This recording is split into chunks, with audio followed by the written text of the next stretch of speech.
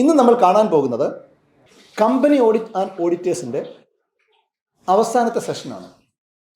ഈ സെഷനിൽ നമ്മൾ ഡീൽ ചെയ്യുന്നത് ഓഡിറ്റേഴ്സിൻ്റെ റെമ്യൂണറേഷൻസ്, അവരുടെ റൈറ്റ്സ്, ഡ്യൂട്ടീസ്, ഇതുപോലെയുള്ള എല്ലാ മിസലേനിയസ് ആസ്പെക്ട്സും നമ്മൾ ഇന്നത്തോടെ കവർ ചെയ്യും.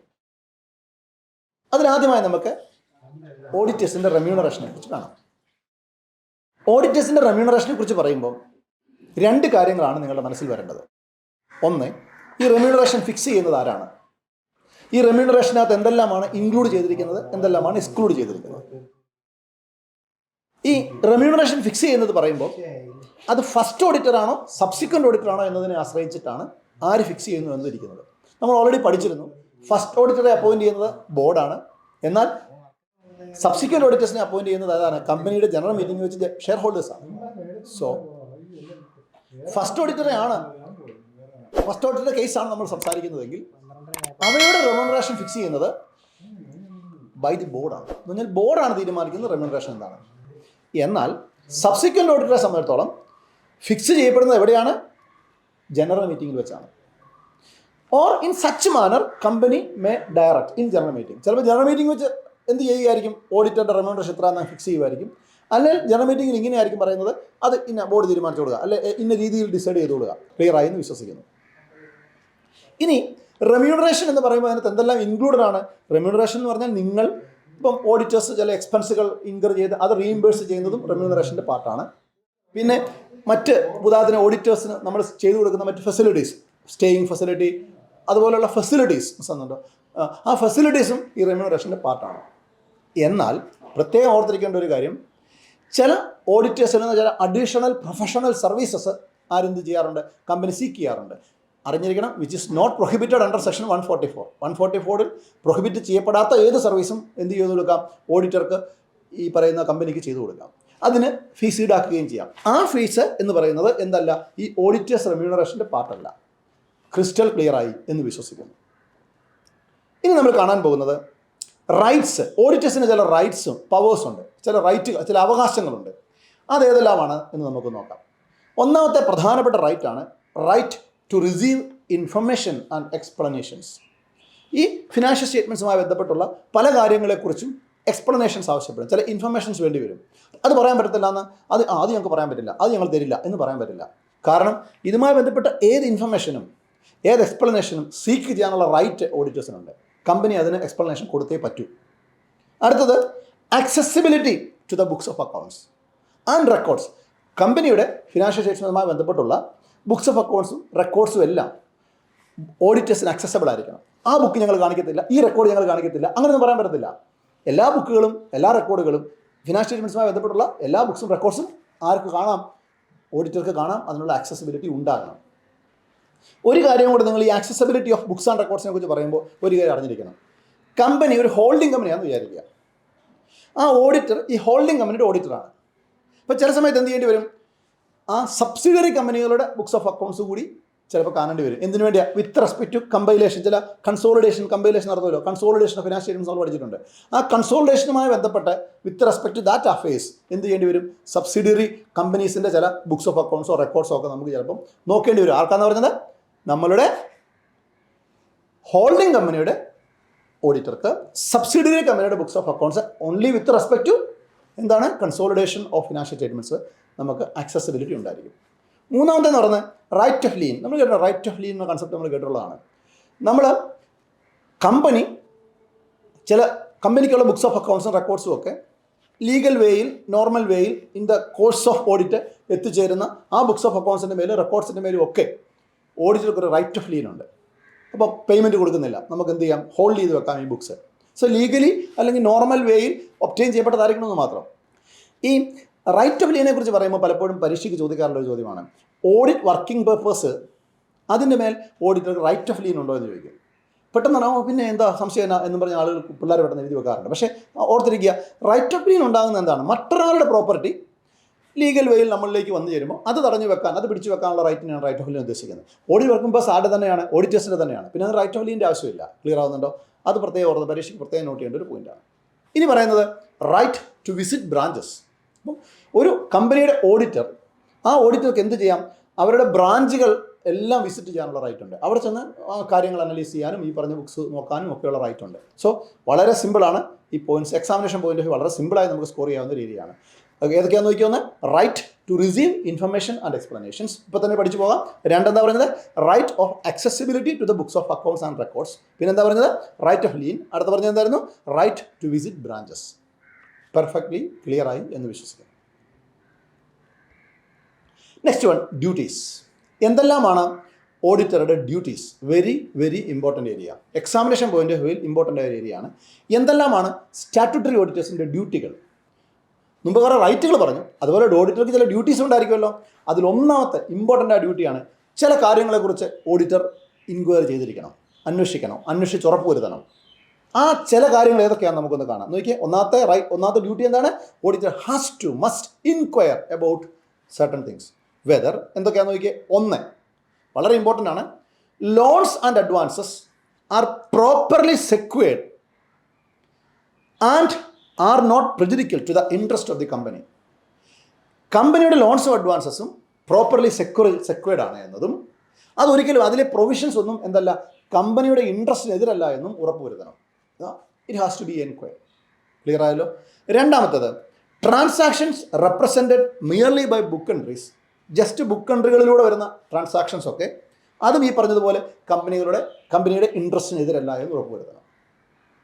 മൂന്നാമത്തേത്, assets such as shares, debentures and other securities have not been sold at a price which is less than cost. Investment കമ്പനികളും ബാങ്കിങ് കമ്പനികൾക്കും പലപ്പോഴും അവരുടെ ഷെയർസ്, ഡിബഞ്ചേഴ്സ് പോലെയുള്ള ഇൻവെസ്റ്റ്മെൻറ്റുകൾ പലപ്പോഴും കോസ്റ്റിൽ കുറച്ച് വിൽക്കേണ്ടി വരാം. എന്നാൽ അത്ര സുഗമമായിട്ട് കമ്പനി എന്ത് ചെയ്യാൻ പാടില്ല, ഈ ഇൻവെസ്റ്റ്മെൻറ്റ് കമ്പനികളും ബാങ്കിങ് കമ്പനികളും അല്ലാത്ത കമ്പനികൾ ഇൻവെസ്റ്റ്മെൻറ്റുകൾ, ഷെയർ, ഡിബഞ്ചർ പോലെയുള്ള ഇൻവെസ്റ്റ്മെൻറ്റുകൾ മേടിച്ചതിലും കുറഞ്ഞ വിലയ്ക്ക് വിൽക്കാൻ പാടില്ല. അത് വിൽക്കുന്നെങ്കിൽ പ്രോപ്പറായ കാരണങ്ങൾ കൊണ്ടായിരിക്കണം. അപ്പോൾ അത് കമ്പനിയുടെ താല്പര്യങ്ങൾക്കെതിരായിട്ട് വിൽക്കപ്പെട്ടോ എന്ന് ഉറപ്പുവരുത്താൻ വേണ്ടി അതിനെക്കുറിച്ച് ഒരു ഇൻക്വയറി നടത്തേണ്ടതുണ്ട്. അടുത്തത്, ചില കമ്പനികൾ ലോൺസും അഡ്വാൻസസും ഡെപ്പോസിറ്റായിട്ട് കാണിക്കാറുണ്ട്.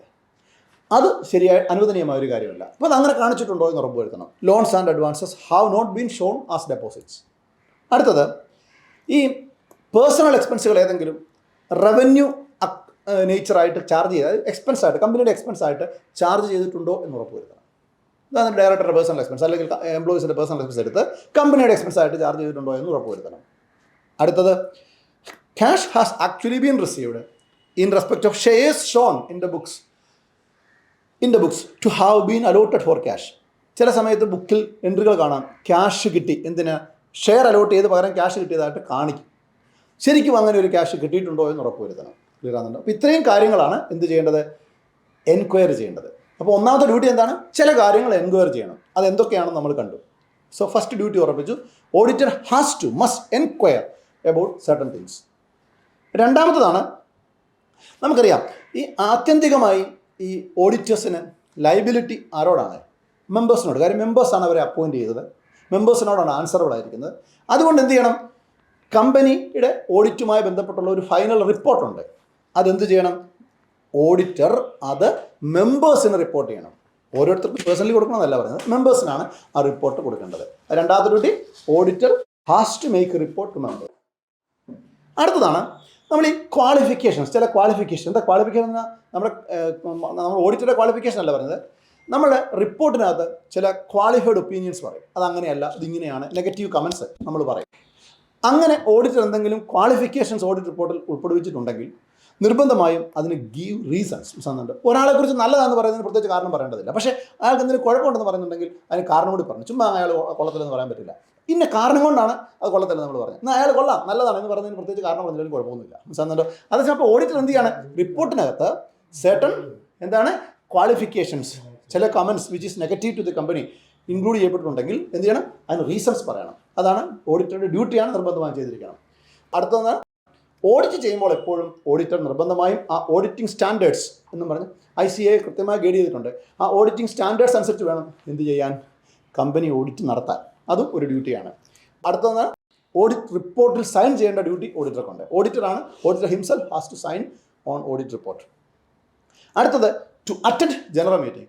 ഓഡിറ്റർ നിർബന്ധമായും കമ്പനിയുടെ ജനറൽ മീറ്റിംഗ് അറ്റൻഡ് ചെയ്യണം. അൺലെസ് സ്പെസിഫിക്കലി എന്ത് ചെയ്തിട്ടുണ്ട്, എക്സ്ക്യൂസ് ചെയ്തിട്ടുണ്ടെങ്കിൽ വേണ്ട, അല്ല എങ്കിൽ എന്ത് ചെയ്യണം, ഓഡിറ്റർ ജനറൽ മീറ്റിംഗ് അറ്റൻഡ് ചെയ്യണം. സോ നോക്കിക്കുക, ഈ 6 പോയിന്റ്സ് വെരി ഇമ്പോർട്ടൻ്റ് ആണ്. ഉറപ്പിച്ച്, ഒന്ന്, ഓഡിറ്റർ certain കാര്യങ്ങളെക്കുറിച്ച് പ്രോപ്പറായ ഇൻക്വയറി നടത്തി വേണം റിപ്പോർട്ടൊക്കെ തയ്യാറാക്കാൻ. So he has to inquire about certain things, ഒന്നാമത്തെ പോയിന്റ്. 2, എന്ത് ചെയ്യണമെന്ന് പറഞ്ഞാൽ ഫസ്റ്റ് പോയിന്റ് ക്ലിയർ ആയാലോ, auditor has to inquire about certain things. അടുത്ത എന്താ പറയുന്നത്, ഓഡിറ്റർ മസ്റ്റ് അല്ലെങ്കിൽ has to make report to the members. അടുത്ത പറഞ്ഞതാണ്, എന്തെങ്കിലും ക്വാളിഫിക്കേഷൻസ് റിപ്പോർട്ട് ഉൾപ്പെടുത്തിയിട്ടുണ്ടെങ്കിൽ എന്ത് ചെയ്യണം, അതിനുള്ള റീസൺസ് പറയണം. അടുത്ത എന്താ പറയുന്നത്, എപ്പോഴും ഓഡിറ്റ് ചെയ്യുന്നത് ഓഡിറ്റിംഗ് സ്റ്റാൻഡേർഡ്സ് അടിസ്ഥാനപ്പെടുത്തിയായിരിക്കണം.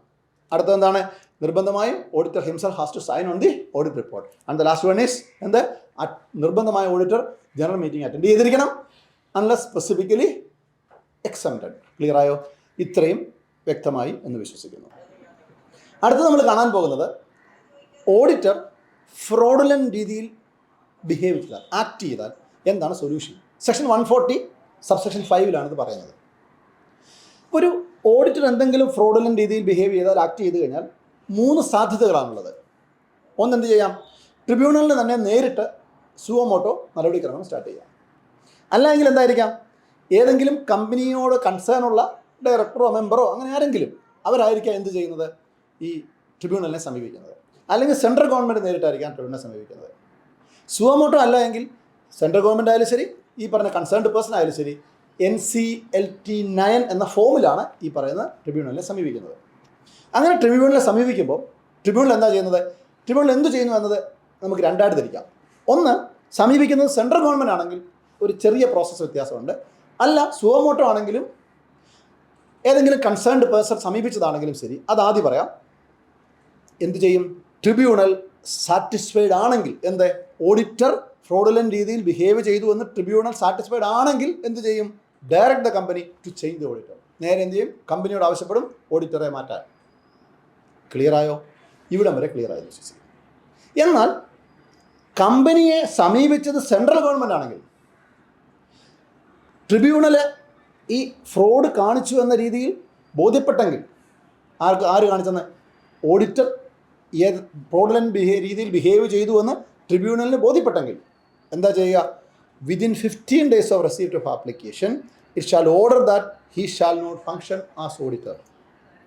എന്ത് ചെയ്യും, 15 ദിവസത്തിനകം തന്നെ, പെട്ടെന്ന് 15 ദിവസമുള്ള റെസ്ട്രിക്ഷൻ പറയാം, 15 ദിവസത്തിനുള്ളിൽ എന്ത് ചെയ്യുകയാണ്, ഇനി മുതൽ ഈ ഓഡിറ്റർ അവിടെ ഓഡിറ്ററായി ഫങ്ഷൻ ചെയ്യേണ്ടതില്ല. എന്നിട്ട് അപ്പോയിൻറ്റ് ചെയ്യുന്ന ആരാ, central government may appoint another auditor. Central government വേറൊരാളെ അപ്പോയിൻറ്റ് ചെയ്യും. പ്രോസസ്സ് ഒന്ന് കണ്ട്, സുവോമോട്ടോയോ അല്ലെങ്കിൽ ഏതെങ്കിലും കൺസേൺഡ് പേഴ്സണോ സമീപിക്കുന്നെങ്കിൽ ട്രിബ്യൂണൽ സാറ്റിസ്ഫൈഡ് ആയവരുടെ നേരെ എന്ത് ചെയ്യുകയാണ്, കമ്പനിയോട് പറയുക മാറ്റിക്കോളാൻ. കമ്പനി മാറ്റുന്നു. മറ്റെന്താണ്, 15 ദിവസത്തിനകം എന്ത് ചെയ്യുകയാണ്, ഇനി താങ്കൾ പ്രവർത്തിക്കേണ്ട എന്ന് മാത്രമാണ് ട്രിബ്യൂണലിൻ്റെ ഓർഡർ. മനസ്സിലായോ? അപ്പോൾ എന്ത് ചെയ്യുകയാണ്, കമ്പനിയെ ഇവിടെ അല്ല പറയുന്നത്, സെൻട്രൽ ഗവൺമെൻറ് വേറൊരു ഓഡിറ്ററെ അപ്പോയിൻറ്റ് ചെയ്യുന്നു. ക്ലിയർ ആവുന്നുണ്ടോ? എനിവേ, ഇത് രണ്ടിൽ ഏത് രീതി ആയാലും ശരി, അങ്ങനെ ഒരു നടപടി ക്രമത്തിന് വിധേയമായി എന്ന് വിചാരിക്കുക ഓഡിറ്റർ. ഏത് രീതിയിലാണ്, സുവോമോട്ടോയോ കൺസേൺഡ് പേഴ്സണോ അപേക്ഷ കൊടുത്ത് ട്രിബ്യൂണലിൽ വിട്ടതായാലും ശരി, സെൻട്രൽ ഗവൺമെൻറ് ത്രൂ വന്നതായാലും ശരി, ഓഡിറ്റർ ഇപ്പോൾ എന്ത് ചെയ്യപ്പെട്ടു, പുറത്താക്കപ്പെട്ടു.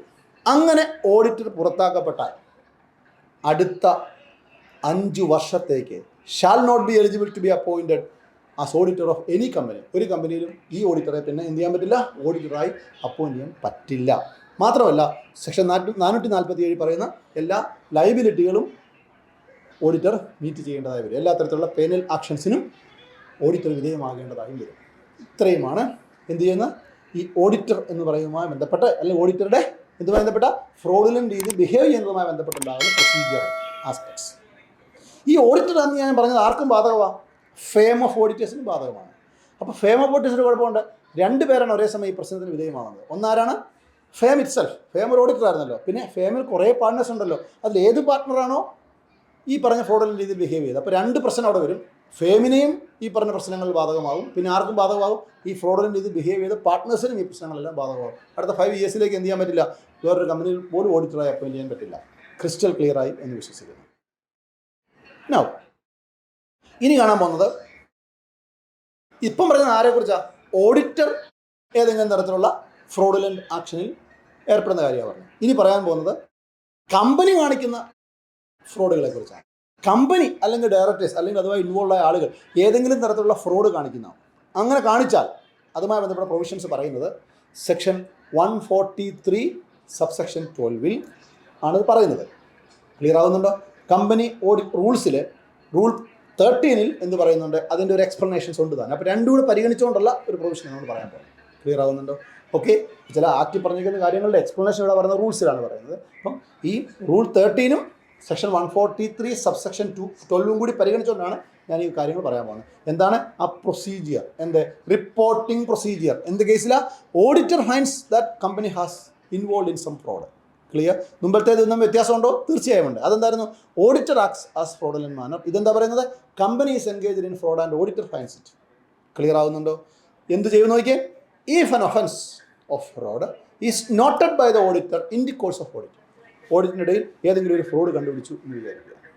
എന്താണ് പ്രൊസീജിയർ എന്നത്? Depends on the volume. If the fraud involves amount of 1 crore or more, 1 കോടിയോ അതിൽ കൂടുതലോ എമൗണ്ട് ഇൻവോൾവ് ആയ ഫ്രോഡാണെങ്കിൽ ഒരു പ്രൊസീജിയർ. എന്നാൽ ഒരു ചെറിയ എമൗണ്ട്, അതിൽ ലെസ്സർ എമൗണ്ടിൻ്റെ ഒരു ഫ്രോഡാണെങ്കിൽ വേറൊരു പ്രൊസീജിയർ. നമുക്ക് ആദ്യം ലെസ്സർ എമൗണ്ടിൻ്റെ ഒരു ഫ്രോഡിനെ കുറിച്ച് പറയാം. നേരെ എന്ത് ചെയ്യണം?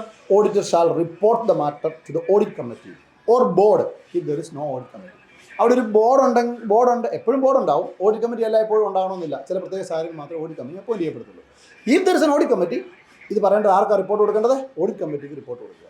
ഇതേ കണ്ടോ, we have found a mistake, a fraud from the part of company, some officials, summon. അത് ആർക്ക് റിപ്പോർട്ട് ചെയ്യണമെന്ന് പറഞ്ഞത്? Report to the audit committee. ഇനി അങ്ങനെ ഓഡിറ്റ് കമ്മിറ്റി ഇല്ലെങ്കിലോ ആ റിപ്പോർട്ട് കൊടുക്കേണ്ടത് ബോർഡിനാണ്. ഇനി എന്നിട്ട് എപ്പോഴാണ് കൊടുക്കേണ്ടത്? Within 2 days, not later than 2 days. 2 ദിവസത്തിനപ്പുറത്തേക്ക് പോകല്ലേ ഇൻഫർമേഷൻ കൊടുക്കണം. ആ ഇൻഫർമേഷനകത്ത് എന്തെല്ലാം കാര്യങ്ങൾ അടങ്ങിയിരിക്കണം? 3 കാര്യങ്ങളാണ് അറിഞ്ഞിരിക്കേണ്ടത്. എന്ത് തരം ഫ്രോഡാണ് ഉള്ളത്, nature of fraud with description. 2, ആരൊക്കെയാണ് അതിനകത്ത് ഇൻവോൾവ് ആയിരിക്കുന്ന പാർട്ടികൾ. 3, ഏതാണ്ട് ഇൻവോൾവ് ആയിരിക്കുന്ന എമൗണ്ട് എത്ര, അപ്രോക്സിമേറ്റ് എമൗണ്ട്. ഈ 3 കാര്യങ്ങൾ ഉൾക്കൊള്ളുന്ന ഒരു റിപ്പോർട്ടാണ് 2 ദിവസത്തിനകം ആർക്ക് കൊടുക്കേണ്ടത്? ഓഡിറ്റ് കമ്മിറ്റിക്ക് കൊടുക്കേണ്ടത്. Perfectly clear? എന്നാൽ ശ്രദ്ധിച്ചോണം, ഈ എമൗണ്ട് ഓഡിറ്റർ മുമ്പേ കണ്ടുപിടിച്ച ഫ്രോഡിൻ്റെ എമൗണ്ട് 1 കോടിയിൽ കൂടുതലാണെങ്കിൽ ഇതുകൊണ്ട് തീരുന്നില്ല. എന്ത് ചെയ്യണം? Auditor shall report the matter to CG, central government information പോകണം. ക്ലിയർ ആകുന്നുണ്ടോ? ദ റിപ്പോർട്ടിംഗ് പ്രൊസീജിയർ എന്താണെന്ന് ഇച്ചിരി ഡീറ്റെയിൽ, ഇതിൻ്റെ ഒറ്റ ചാർട്ടിൽ പോകാഞ്ഞത് അതൊരു ലെങ്തി പ്രൊസീജിയർ ആയതുകൊണ്ട് ഞാൻ വേറൊരു ചാർട്ടിൽ അത് പ്രസൻറ്റ് ചെയ്തിട്ടുണ്ട്. നമുക്കൊന്ന് കാണാം എന്താണ് റിപ്പോർട്ടിംഗ് പ്രൊസീജിയർ. നോക്കാം. ആദ്യം എന്നെ എടുക്കുമ്പോൾ auditor shall report the matter to audit committee or board. മുമ്പേ പറഞ്ഞ പോലെ തന്നെ എന്ത് ചെയ്യുന്നു? ഓഡിറ്റ് കമ്മിറ്റിക്ക് ബോർഡിനോ നമ്മൾ റിപ്പോർട്ട് കൊടുക്കുന്നു. Not later than 2 days. അതും പറഞ്ഞു. ഇതെല്ലാം സെയിം ആണ്, മുമ്പേ കണ്ട സെയിം സാധനം. ഇനിയാണ് പറയാൻ പോകുന്ന പ്രത്യേകത. On receipt of reply within 45 days. ഇപ്പം നമ്മളൊരു റിപ്പോർട്ട് ആർക്ക് കൊടുത്തു? ഓഡിറ്റ് കമ്മിറ്റിക്ക് കൊടുത്തു, അല്ലെ ബോർഡിന് കൊടുത്തു. അവിടുന്ന് ഒരു റിപ്ലൈ കിട്ടണമല്ലോ, ഒരു എക്സ്പ്ലനേഷൻ, ഒരു റിപ്ലൈ. അപ്പോൾ ചിലപ്പോൾ എന്ത് ചെയ്യാം? ഈ 45 ദിവസം റിപ്ലൈ കിട്ടിയെന്ന് വരാം, കിട്ടിയില്ലെന്ന് വരാം. കിട്ടിയാൽ forward his report and reply or observations of board along with his comment on reply to CG within 15 days. എന്താ ചെയ്യുന്നത്? കൊടുക്കേണ്ടത് എന്തൊക്കെയാണ്? ഈ ഞാൻ കണ്ടുപിടിച്ചൊരു ഫ്രോഡുണ്ട്, അതിന് അവർ തന്നൊരു എക്സ്പ്ലനേഷൻ ഉണ്ട്. ഈ ഫ്രോഡ് എന്താണെന്നും അതിനവർ തന്ന എക്സ്പ്ലനേഷൻ എന്താണെന്നും ആ എക്സ്പ്ലനേഷനെ കുറിച്ചുള്ള എൻ്റെ മറുപടി എന്താണെന്നും ഇതെല്ലാം ഉൾക്കൊള്ളിച്ചുകൊണ്ടുള്ള റിപ്പോർട്ടാണ് 15 ദിവസം ആർക്ക് കൊടുക്കേണ്ടത്? സെൻട്രൽ ഗവൺമെൻറ് കൊടുക്കേണ്ടത്. സ്വാഭാവികമായും 45 ദിവസം സമയമുണ്ടല്ലോ, 40 ദിവസമായിട്ടും അവരെ റിപ്ലൈ കിട്ടിയില്ല. അപ്പോൾ എന്തേ ഉള്ളൂ? നമ്മൾ എന്ത് ചെയ്യുന്നു? സെൻട്രൽ ഗവൺമെൻറ് റിപ്പോർട്ട് കൊടുക്കുന്നു. എന്താ റിപ്പോർട്ടിൻ്റെ കണ്ടൻറ്റ്? ഇന്നതൊക്കെയാണ് ഫ്രോഡിൻ്റെ ഇൻവോൾവ് ആയിരിക്കുന്ന കാര്യങ്ങൾ. ആണ് നമുക്ക് എന്ത് കിട്ടിയിട്ടുമില്ല, ഒരു റിപ്ലൈ അവർ തന്നിട്ടുമില്ല എന്നുള്ള വിവരങ്ങളൊക്കെ കാണിച്ച് അതും 15 ദിവസമാകും. എന്നാ 15 ദിവസം?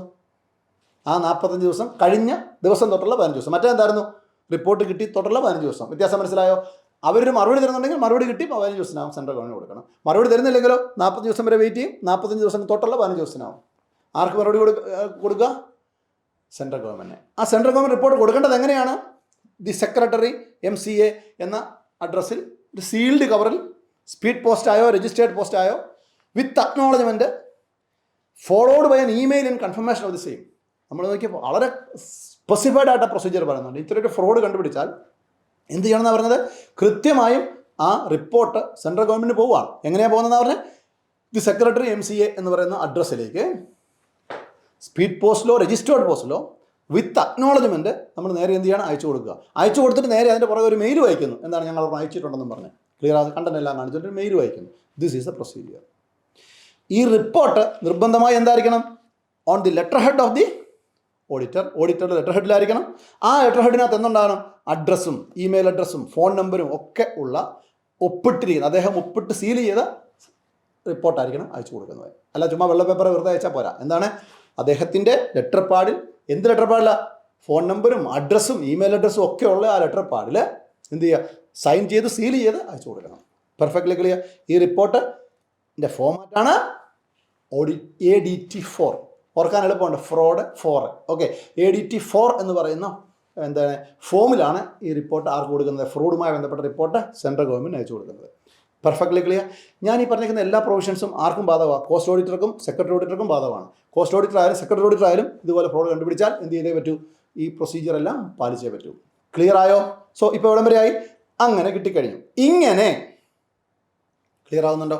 The following details of each of the fraud reported to the audit committee or board shall be disclosed in the board report. നിർബന്ധമായും ഇത്തരം ഒരു റിപ്പോർട്ട് ചെന്നു എന്ന് വിചാരിക്കുക. ആരുടെ കിട്ടിയിട്ടുണ്ട്? എന്തായാലും ഇൻവോൾവ് ചെയ്തേക്കുന്നത് 1 കോടി കുറവായാലും ശരി കൂടുതലായാലും ശരി ആരുടെ റിപ്പോർട്ട് കിട്ടിയിട്ടുണ്ട്? ബോർഡിൻ്റെ കയ്യിൽ അല്ലെങ്കിൽ ഓഡിറ്റ് കമ്മിറ്റി റിപ്പോർട്ട് കിട്ടിയിട്ടുണ്ട്. അങ്ങനെ ഒരു റിപ്പോർട്ട് ഫ്രോഡുമായി ബന്ധപ്പെട്ട് ഓഡിറ്റ് കമ്മിറ്റിക്കോ ബോർഡിനോ കിട്ടിയാൽ നിർബന്ധമായും എന്തു ചെയ്തിരിക്കണം? ബോർഡ് റിപ്പോർട്ട് എന്ന സാധനം ഉണ്ടല്ലോ, ഈ ബോർഡ് റിപ്പോർട്ടിനകത്ത് ഈ കാര്യങ്ങളെല്ലാം ഒന്ന് മെൻഷൻ ചെയ്തിരിക്കണം. 4 കാര്യങ്ങൾ എന്തൊക്കെയാണ് ഉള്ളത്? പ്രൊസീജിയർ ഓഫ് ഫ്രോഡ് വിത്ത് എല്ലാത്തരം ഫ്രോഡിൻ്റെയും ഡീറ്റെയിൽഡായ ഒരു ഇൻഫർമേഷൻ. എത്ര രൂപയാണ് ഇൻവോൾവ് ആയിരിക്കുന്നത് എന്ന്, ആരൊക്കെയാണ് ആ ഫ്രോഡിനകത്ത് ഇൻവോൾവ് ആയിരിക്കുന്നതെന്ന്, എന്ത് റെമഡിയൽ ആക്ഷനാണ് നമ്മൾ എടുത്തതെന്ന്, ഇതെല്ലാം ബോർഡ് റിപ്പോർട്ടിൽ നിർബന്ധമായും ഉൾക്കൊള്ളിച്ചിരിക്കണം. ക്ലിയർ ആയല്ലോ? ക്ലിയർ ആയി എന്ന് വിശ്വസിക്കുന്നു. ഇനി ഇതാണ് ഇത്രയും കാര്യങ്ങൾ സെക്ഷൻ 143(12) പറഞ്ഞിരിക്കുന്ന ഈ കാര്യങ്ങൾ നിങ്ങൾ പാലിച്ചില്ലെങ്കിൽ, ഒരു പ്രൊസീജിയർ പറഞ്ഞല്ലോ, പാലിച്ചില്ലെങ്കിൽ കമ്പനിക്ക് ഒരു പെനൽറ്റി ഉണ്ട്. എന്താണ് പെനൽറ്റി? 5 ലക്ഷം രൂപയാണ് പെനൽറ്റി. ആർക്ക്? ലിസ്റ്റഡ് കമ്പനിക്ക്. 1 ലക്ഷം രൂപയാണ് പെനൽറ്റി ലിസ്റ്റഡ് കമ്പനി അല്ലാത്ത മറ്റു കമ്പനികൾക്ക്. സോ കൃത്യമായ പെനൽറ്റി, സ്പെസിഫൈഡ് ആയ പെനൽറ്റി പറഞ്ഞിരിക്കുകയാണ്. If you are not doing this എന്ന് പറഞ്ഞ അർത്ഥം എന്നാ? നമ്മളൊരു പ്രൊസീജിയർ പറഞ്ഞല്ലോ, എൻ്റെ കാര്യങ്ങൾ കമ്പനി ചെയ്യണമെന്ന് ആവശ്യപ്പെട്ട മുഴുവൻ കാര്യങ്ങളും ചെയ്തില്ല എങ്കിൽ, നോൺ കംപ്ലയൻസ് ഏതെങ്കിലും കമ്പനിയുടെ ഭാഗത്തുനിന്നുണ്ടായാൽ എന്ത് സംഭവിക്കുന്നത് പറഞ്ഞാൽ, ലിസ്റ്റഡ് കമ്പനിയാണ് 5 ലക്ഷം രൂപയും മറ്റേതെങ്കിലും കമ്പനിയാണ് 1 ലക്ഷം രൂപയും പെനൽറ്റി ഉണ്ടായിരിക്കും. Bishwas, the best coaching by chartered accountants for CA and CMA. Excellent research including all India ranks. Bishwas, the best option for CA and CMA.